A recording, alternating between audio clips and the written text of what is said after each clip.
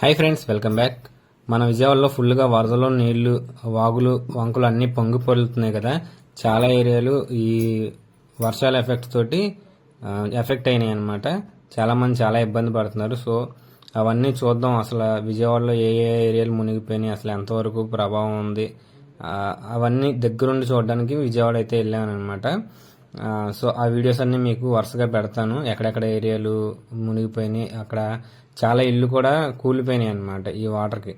అవన్నీ కూడా ఒకసారి మీకు చూపిస్తాను. ఇది మన కనకదుర్గమ్మ వారి గుడి దగ్గర ఉంటుంది కదా, రైల్వే బ్రిడ్జ్, అది ఆ కృష్ణా నది మొత్తం అనమాట. ఫుల్గా వాటర్ ఉన్నాయి. అదంతా ప్రకాశం బ్యారేజ్, మనకు కనిపిస్తుంది అంతా ప్రకాశం బ్యారేజ్. అక్కడ 3 బోట్లు అయితే వచ్చి గుద్దడం వల్ల 3 గేట్లు అయితే ఇరిగిపోయినాయి కదా. ఫుల్ వాటర్ వచ్చినాయి అనమాట. ఇది రైల్వే బ్రిడ్జ్ కూడా దాదాపుగా ఆ బ్రిడ్జిని అంటుకోవడానికి అయితే వాటర్ వచ్చేసినాయి. ఆ వాటర్లో కూడా ఏవేవో వింత వింత వస్తువులన్నీ కొట్టుకొస్తున్నాయి అనమాట. ఫుల్గా జనాలు చూడడానికి అయితే తండోపు తండాలుగా వస్తున్నారు. అంటే అదొక వింత టూరిస్ట్ ప్లేస్ లాగా అయిపోయింది అనమాట. చుట్టుపక్కల అంతా ఫుల్గా జనాలే ఉన్నారు. వాటర్ చూసారా ఎంత ఫ్లోటింగ్గా వస్తున్నాయో పైకి. ఇదంతా బాగా ఉద్రిక్తతగా నడిచిందనమాట. ఇది ఒక ఏరియా విజయవాడలో.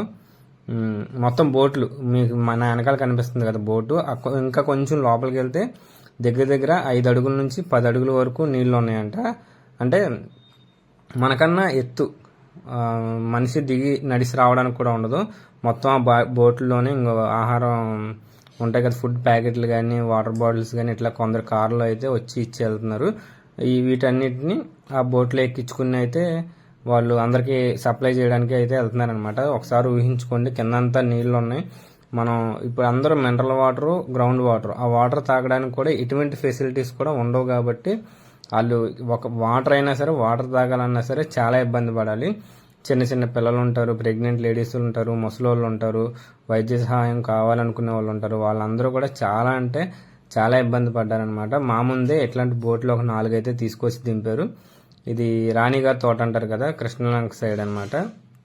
అక్కడ కూడా మొత్తం ఫుల్గా వాటర్ వచ్చేసింది. ఇంకో బ్రిడ్జ్ చూసారు కదా, ఆ కింద వాటర్ లెవెల్ మొత్తం ఫుల్గా పైకి వస్తుంది. ఇది కూడా అక్కడే ఇల్లులు అనమాట. కృష్ణానది పక్కన మనకి వాటర్ అది వచ్చేయకుండా అవి గోడలు అవి కట్టి ఉంటాయి కదా, అవి అంత గోడ కట్టినా సరే అటు నుంచి కింద నుంచి వాటర్ వచ్చేసి ఇల్లులు అయితే కూలిపోయినాయి అనమాట. చాలామంది చాలా ఇబ్బంది పడుతున్నారు అక్కడ.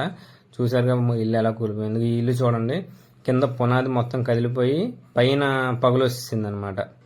సో ఇదే కనుక అర్ధరాత్రి ఎప్పుడన్నా సడన్గా జరిగితే కనుక మరి అదంతా కింద పడిపోయి మనుషుల మీద పడుతుంది కదా. సో చాలా ఇబ్బంది అయితే పడుతున్నారు. అక్కడ నుంచి వాటర్ కూడా వచ్చేస్తున్నాయి. ఇవన్నీ చిన్న చిన్న ఇల్లులు అనమాట. మొత్తం సందులు సందులు సందులు. నేను ఎప్పుడు అసలు విజయవాడలో ఇలా చూడలేదు.